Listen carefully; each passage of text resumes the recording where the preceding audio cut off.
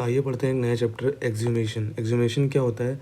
X word मतलब होता है कि एक्स मतलब आउट ऑफ, और ह्यूमेशन में ह्यूमस मतलब ह्यूमस जो ग्राउंड की या सॉइल की सबसे टॉप मोस्ट लेयर होती है उसको बोलते हैं, या फिर इसको हम डिसइंटरमेंट भी बोल सकते हैं। ठीक है, एक्सह्यूमेशन होता क्या है?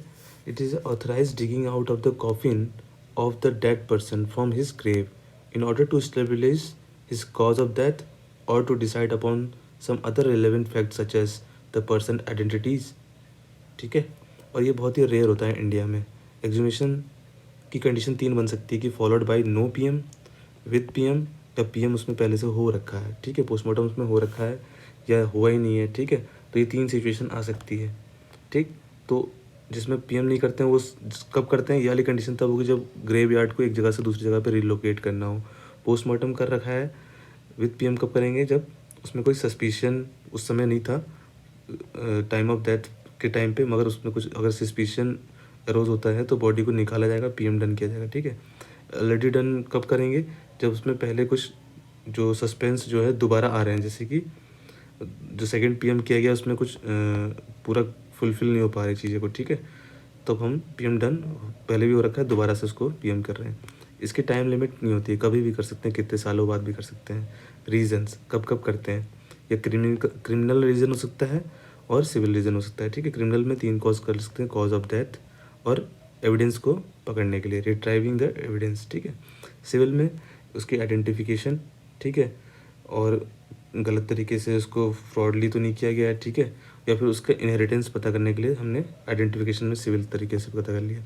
अदर्स में क्या आ गया? जैसे कि एक्सीडेंट डेथ क्लेम करना है, या सिविल नेग्लिजेंस पता करना है, या इंश्योरेंस पता करना है। ठीक है, उसमें हम लोग देख लेंगे, या फिर रिलोकेट करना है तो सिविल में आ गया। ठीक है, हिस्टोरिकल में क्या देखेंगे हम कि इस डिजीज़ को पता करना है, न्यूट्रिशन पता करना है, या फिर जनरेशन वहाँ की देखनी है। ठीक है, और री इस्टेब्लिश करना है कॉज ऑफ डेथ को। तब अब ऑथराइजेशन देखते हैं, किस किस को ऑथराइजेशन है। तो मजिस्ट्रेट कर सकता है, जुडिशियल मजिस्ट्रेट कर सकता है। क्वेश्चन बन के आता है पुलिस कर सकता है? नहीं, पुलिस के पास अथॉरिटी नहीं होता है ये सब करने का। ठीक है, और अलग अलग कंट्री में जैसे यूके हो गया, वहाँ पे कॉर्नर करते हैं। ठीक है, प्रोसीजर सबसे पहले तो हम रिलेटिव्स को और उनके घर वाले लोगों को इन्फॉर्म करेंगे। इन्फॉर्मेशन देने के बाद हम वहाँ के ऑफिशियल प्रेजेंट होना चाहिए, जो मजिस्ट्रेट है, मेडिकल ऑफिसर है। ठीक है, और ग्रेव की आइडेंटिफिकेशन करेंगे सबसे पहले कि जिसकी करने जा रहे हैं वही है कि नहीं है। उसमें उसका हेड स्टोन देखेंगे, डिस्टेंस देखेंगे।